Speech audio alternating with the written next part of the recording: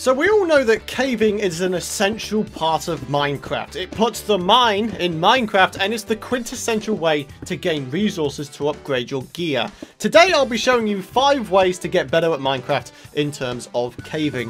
Whether you're an experienced Minecraft player or not, I hope you can find some sort of use out of this video. So let's get to it. Before even going mining, you're gonna need to prepare some necessities. You're going to want to have some key items and blocks in your inventory when planning to go caving. A stack of wooden logs is a good place to start, as these can be used to create tools, torches, and even as a last resort can create charcoal for torches. Talking of torches, a stack or 2 of these in your inventory will mean that you can light up your caves and reduce enemy mob spawns.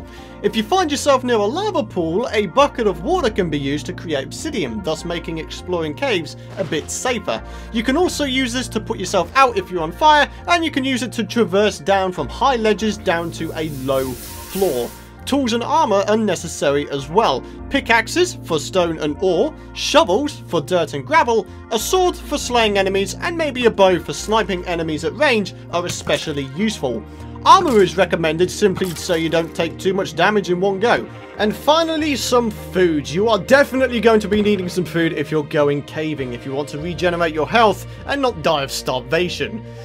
While it's not absolutely essential, bringing a bed along could prove beneficial, as if it's nighttime by the time you finish your caving trip, you can sleep so it's daytime when you exit, and you don't wind up losing all the stuff you worked so hard to obtain to a pesky mob.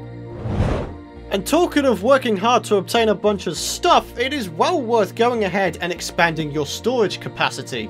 There's nothing more annoying than being forced to end your caving session because you've run out of inventory space. So to keep yourself mining for longer and therefore gaining more resources, I'd heavily recommend crafting and keeping an ender chest in your inventory at all times.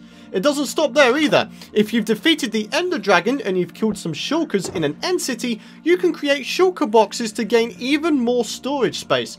Shulker boxes maintain their inventory upon being broken by a pickaxe, so they essentially act as backpacks. Putting shulker boxes in your ender chest is recommended for the sake of ease of storage too. So you've got yourself all geared up with some armor, a pickaxe, a shovel, a sword and a bow, and maybe even an ender chest and a shulker box for expanded storage. You are just about ready to head your way underground to find some ores. Knowing where these spawn is great if you're looking for an ore of a certain type. As of this video being created, there are 7 ores you can find in the overworld, and it's good to know where you can find each of them. When you start out, you're going to want to find coal and iron, which can be found at the surface. Coal spawns at layer 132 and below, and iron spawns at layer 68 and below.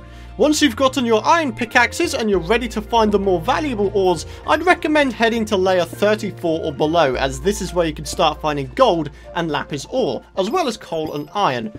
Further down at layer 16 or below, you can find yourself diamonds and redstone, as well as everything else mentioned before. If you're feeling in the mood to trade with villagers, you can find emerald ore in extreme hills biomes at layer 33 and below, and if you feel like going on a bit of a gold rush, you can find gold at layer 80 and below in a mesa biome. As a part 2 to this tip, you could try strip mining. There are many ways people strip mine, and with varying levels of effectiveness. The 3 ways I see mostly are mining in a straight line, digging straight but making peepholes every 4 blocks along, and finally, instead of making peepholes, you dig out a proper branch you can walk down. Not only will you be able to find ore strip mining, but you'll also gather a large supply of stone as well. And when you've found some ores, if you have a silk touch pickaxe at your disposal, I would recommend using this to pick up the ore blocks, as it's easier to store in your inventory as you go along. As a result of this, you won't have a bunch of items and valuable blocks, just the ores. This is especially useful when it comes to redstone and lapis, as if you didn't have silk touch, you would get multiple drops from one ore and it would fill up your inventory very quickly. Also, if you don't have fortune yet, you can simply store the ores up until you do have a fortune pick, and then you can gain loads of drops from your ores when you need to. So you've explored all of your cave system and you've picked up all of the ores with a Silk Touch pickaxe and you're wanting to find some more caves.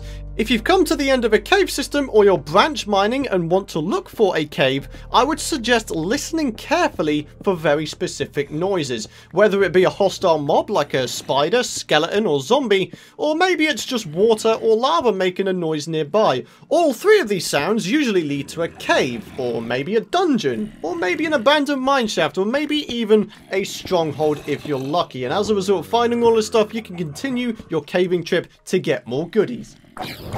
So there we go, those are my top 5 tips for getting better at Minecraft when it comes to going caving.